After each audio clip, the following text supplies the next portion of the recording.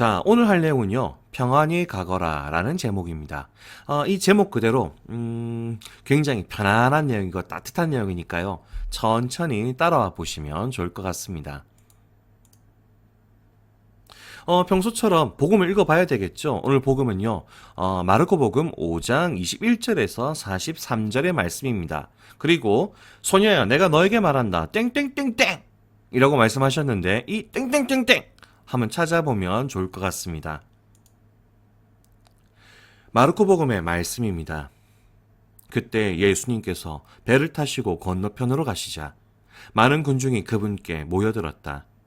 예수님께서 호숫가에 계시는데 야이로라는 한 회당장이 와서 예수님을 뵙고 그분 발 앞에 엎드려 제 어린 딸이 죽게 되었습니다.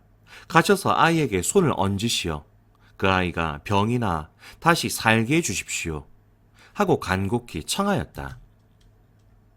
그리하여 예수님께서는 그와 함께 나서시었다. 많은 군중이 그분을 따르며 밀쳐댔다. 그 가운데 12해 동안이나 하여라는 여자가 있었다. 그 여자는 숱한 고생을 하며 많은 의사의 손에 가진 것을 모두 쏟아부었지만 아무 효험도 없이 상태만 더 나빠졌다. 그가 예수님의 소문을 듣고 군중에 섞여 예수님 뒤로 가서 그분의 옷에 손을 대었다. 내가 저분의 옷에 손을 대기만 하여도 구원을 받겠지 하고 생각하였던 것이다. 과연 곧 출혈이 멈추고 병이 나은 것을 몸으로 느낄 수 있었다. 예수님께서는 곧 당신에게서 힘이 나간 것을 아시고 군중에게 돌아서시어 누가 내 옷에 손을 대었느냐 하고 물으셨다. 그러자 제자들이 예수님께 반문하였다.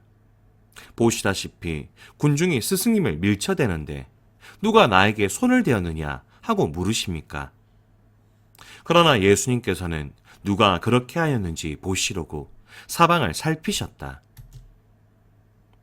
그 부인은 자기에게 일어난 일을 알았기 때문에 두려워 떨며 나와서 예수님 앞에 엎드려 사실대로 다 아뢰었다.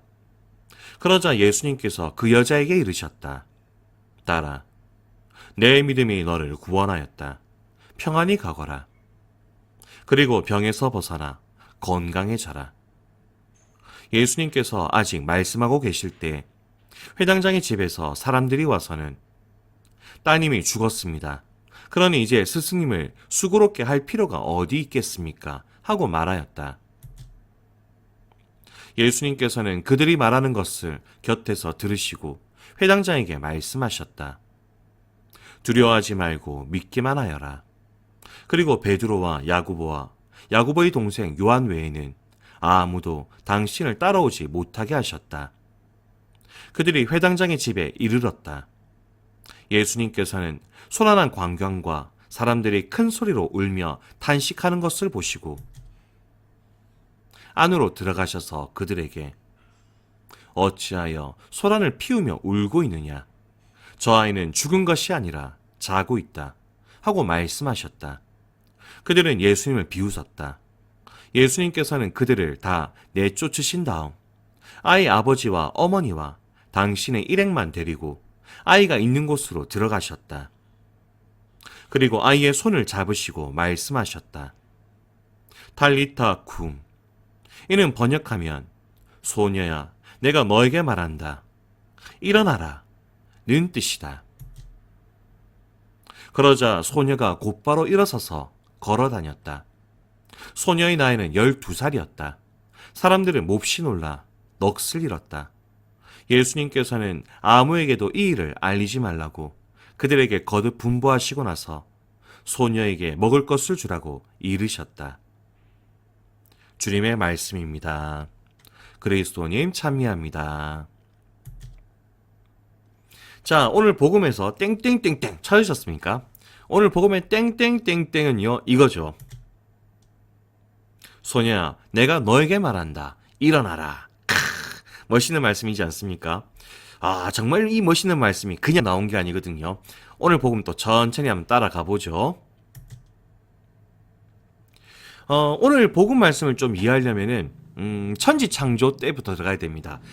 지지난주에 우리 천지창조 얘기했었는데 약간 복습하는 느낌으로 하느님께서 한 처음에 천지 창조하셨을 때, 세상을 만드셨을 때 하느님께서 세상을 보시니 아름다웠다, 보시기 좋았다라고 7번이나 얘기했습니다. 7은 완전수를 상징한다라고 성경에서 자주 하는 말인데, 쉽게 말해서 하느님 보시기에 완전히 보시기 좋게 만들었던 세상입니다.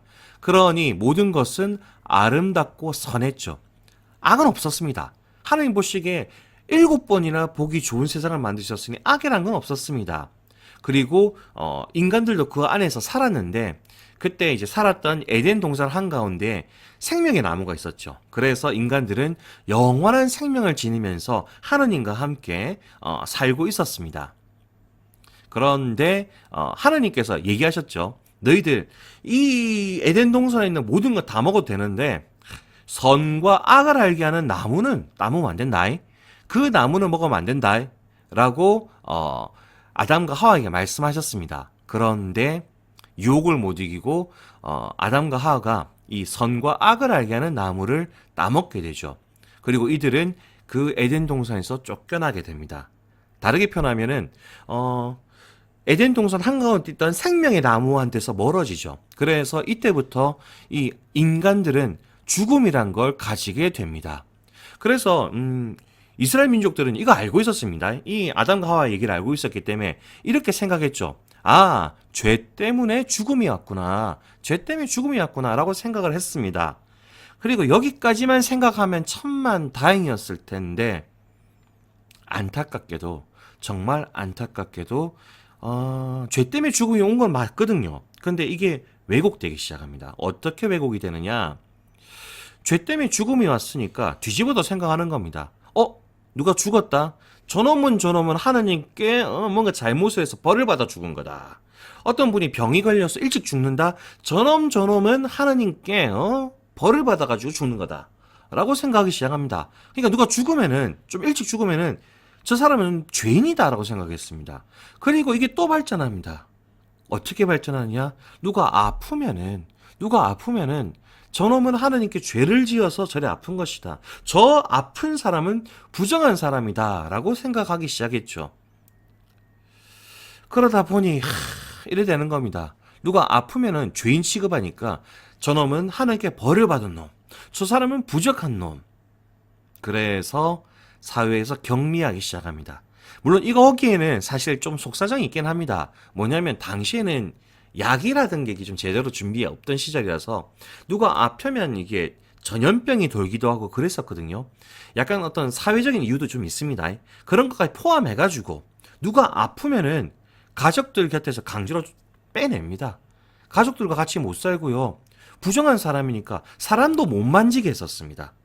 그게 이제 있던 시절이죠. 그러니 누군가가 아프면요, 이 시절에 아프면은 아픈 것도 서러운데 크나큰 죄책감을 가지고 살아가야 됐었습니다. 그리고 가족들 곁에서 뭐 격리되고 떨어져 나고 이러니까 얼마나 외로웠겠습니까? 그래서 이 시절의 사람들은 죄책감을 가지고 외로움을 가지면서 아파했었습니다. 당연히 예수님은요, 이거 잘못된 거다라고 반대하셨습니다. 이것은 잘못된 것이다. 그리고 예수님 이걸 아시거든요. 아시다 보니까 치유하실 때 몸만 치유하시지 않습니다. 몸만 치유하지 않습니다. 더 많은 것들을 치유하시죠. 자, 오늘 주보입니다. 자, 적으십시오. 선과 악을 맺는 열매 있고 죄, 죽음 있죠. 그 밑에 죄, 영원한 생명을 잃음. 왜? 죄 때문에 영원한 생명을 잃었습니다. 그리고 그래서 사람들은 착각했다. 적으셔야 됩니다. 아픈 사람들을 죄인이라고 차별하기 시작했다라는 거죠. 그리고 예수님이 이걸 싫어하고 반대하셨습니다. 자, 별표 치십니다. 그래서 예수님은 언제나 아픈 사람, 몸만 치유한 게 아니라 그 사람들의 마음, 상처받았던 죄책감 같은 여러 마음도 치유해 주셨고 이 사람들이 잃어버렸던 관계도 치유해 주셨죠. 적으셔야 됩니다. 오늘의 핵심입니다. 별표 치십시오. 적으시면 됩니다. 그러고 난 다음에 이제 오늘 복음을 들어갈 수 있습니다. 자, 오늘 복음으로 들어가죠. 예수님께서 길을 가고 계셨는데 야이로라는 회당장이 예수님께 찾아옵니다. 그리고 예수님께 간절히 부탁합니다. 예수님, 제 12살 먹은 딸이요, 죽을 것 같습니다. 살려주이소. 딸 좀 살려주이소. 라고 하면서 예수님께 붙듭니다. 그러자 예수님이 오야 내가 구해줄게 라고 말씀하십니다. 그리고 이제 예수님이 이때 인기가 좋아지니까 수많은 군중들이 막 몰려들고 있었죠. 그리고 그 군중을 해치면서 예수님이 야이로의 딸을 구하러 가고 계셨는데 그때 한 여인이 나타납니다. 이름은 모릅니다. 성경이 안 나옵니다. 근데 이 여인은요 하혈병이라고 해서 쉽게 설명하면 몸에서 피가 계속 나는 그런 병을 12년간 앓고 있었던 분입니다. 그리고 이분은요 예수님께 몰래 다가갑니다. 몰래 다가가지고 예수님의 옷을 몰래 잡습니다. 왜 이랬느냐? 이때 당시 아까 말씀드렸죠. 아픈 사람은 부정한 사람이다 라고 했기 때문에 사람 만지지도 못하게 하던 시절이거든요. 부정이 없는다고. 근데 이 여자는 그 생각을 한 거죠. 저분의 옷만 잡아도 내가 나을 것이다. 저분의 옷만 잡으면 내가 나을 것이다. 그리고 그래서 몰래 가가지고 예수님 옷을 몰래 잡습니다. 몰래. 그리고 낫습니다. 이 여인은 낫죠. 근데 예수님이 이때부터 누가 내 옷에 손을 대느냐 하면서 그 사람을 찾기 시작합니다. 굳이 찾기 시작합니다. 왜 이렇게 굳이 찾으셨느냐? 여러 가지로 생각할 수 있지만 이 부분이 좀 있죠. 이 여인은요 부정한 사람이라고 그렇게 사람들한테 욕을 먹고 있던 시절이었거든요. 그러니까 이 여인은 아픈 것도 서러운데 불필요한 죄책감, 내가 죄인이다라는 죄책감을 안고 살고 있었습니다. 근데 이 여인이 하면 안 되는 게 사람 만지는 거였거든요. 근데 몰래 가서 만졌습니다. 그럼 이 여인 입장에서는 그 생각이 드는 거죠. 나는 부정한 사람인데 부정한 방법으로 나았구나. 부정한 방법으로 치유를 받았구나라고 생각할 확률이 되게 높은 상황이었죠. 그런데 예수님이 이 여인을 굳이 찾습니다. 그리고 이 여인은 예수님께 와서 내가 당신을 만졌습니다라고 고백을 하죠. 그러자 예수님이 뭐라 그러시느냐? 이렇게 말씀하십니다. 딸아, 내 믿음이 너를 구원하였다. 이 여자분이 참 얼마나 가슴이 이게 녹아내렸겠습니까? 이 여인이. 내가 부정한 방법으로 치유받았다라고 생각했는데 예수님이 직접 와서 너의 믿음이 너를 구원하였다라고 얘기하시는 거죠.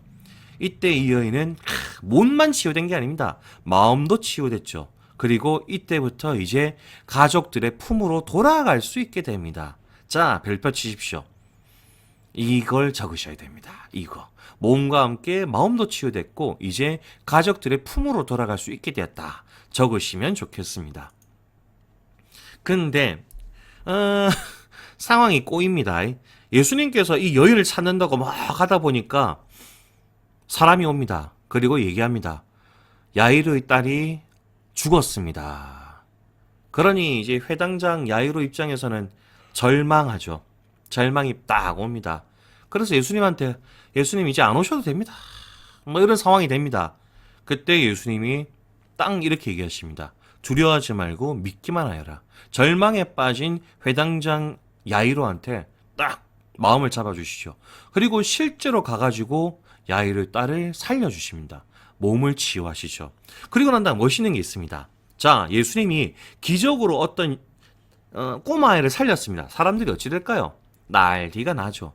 난리가 나서 전부 다 그 예수님 기적을 일으켰다. 와, 용하다. 그러고 있을 겁니다. 그때 예수님 뭐라 그러시느냐? 내가 이렇게 한 거 알리지 마라. 알리지 마라. 소란스럽게 하지 마라. 그리고 소녀에게 먹을 것을 주어라. 소녀에게 먹을 것을 주어라 라고 말씀하십니다. 사람들이 전부 다 예수님 기적 막 이러갈 때 아니 이거 중요한 거 아니다. 이 꼬마의 일단 배고프잖아. 먹을 거 주세요. 먹을 거 챙겨주세요. 아빠 엄마들 나 말고 일단 이 아이부터 챙겨주셔야 되지 않을까요? 라고 하면서 이 딸내미를 가족들의 품으로 먼저 안겨주시죠. 그래서 예수님 여기서도 드러나는 겁니다. 마음을 치유하시고 몸을 치유하시고 가족들의 품으로 돌려보내시는 그런 예수님의 모습이 그대로 나오죠. 우리는 살다 보면요. 죽을 것 같이 힘든 상황에 놓일 때가 있습니다. 하지만 우리에게는 생명을 주시는 예수님이 계시죠. 그러니 믿음을 가지고 예수님께 청해 주셨으면 좋겠습니다. 여러분이 청하시면요. 예수님은 오늘 복음처럼 여러분의 몸도 마음도 지켜주실 겁니다. 몸도 마음도. 그리고 여러분들이 혹시 잃어버린 관계가 있다면 그것도 지켜주실 것입니다. 더 나아가서 여러분들이 힘들 수도 있지만 여러분 말고 다른 분들도 힘들 수 있죠. 그때 여러분들도 예수님 같은 분이 되셨으면 좋겠습니다. 정말 그 친구의 몸도 마음도 그리고 그 친구가 잃어버릴 수 있는 관계도 챙겨줄 수 있는 그 친구의 친구가 되어줄 수 있는 혹은 뭐 몸 이렇게 막 몸 확 어렵다면 그 친구를 위해 기도해 줄 수 있는 그런 친구가 되었으면 좋겠습니다. 그런 의미에서 오늘 실천상 이런 나와 있네요. 내가 두려움을 느끼거나 힘들다고 여기는 순간 예수님께 어떤 기도를 드려야 할까요? 한번 적어보시면 좋겠습니다. 그리고 여러분들이 이렇게 기도할 때 예수님께서는 여러분들의 몸도 마음도 그리고 여러분들의 관계, 친구든 부모든 그 모든 것들을 지켜주실 겁니다. 친구들, 그러면 이번 한 주, 예수님께 기도 많이 하시면서요. 힘든 것들 예수님께 봉헌하면서요. 좋은 한 주 되셨으면 좋겠습니다. 몸도 마음도 관계도 건강한 모습으로 다음 주에 또 뵙겠습니다. 친구들, 안녕!